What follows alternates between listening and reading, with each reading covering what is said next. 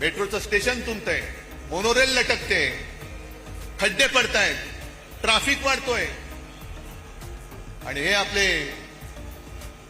महापालिकेत कातडं पांघरलेल्या लांडग्याची गोष्ट आपल्याला माहिती आहे. पण बाळासाहेबांची भगवी शाल पांघरणाऱ्या गाढवाचं चित्र मी आज पहिल्यांदा पाहिलं. गाढवावरती किती शाली टाका, हा काय योगायोग म्हणायचं की काय मला कळत नाही. पण जशी येऊ द्यात, कारण शिवसेना प्रमुखांनी सांगितलेलं आहे या देशामध्ये धर्म कोणाचाही कोणताही असू शकतो. आम्ही हिंदू आहोत, कोणी मुसलमान आहेत.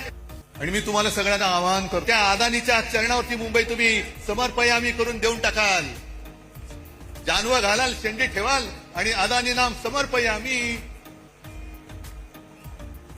ही काय व्यापारी म्हणून तुम्ही इकडे मुंबईकडे बघताय, आम्ही आमचा जीव म्हणून मुंबईकडे बघतो आहोत. तो भगवा असूच शकत नाही, कारण भगवा हा शिवसेनेच्या हातामध्ये आहे.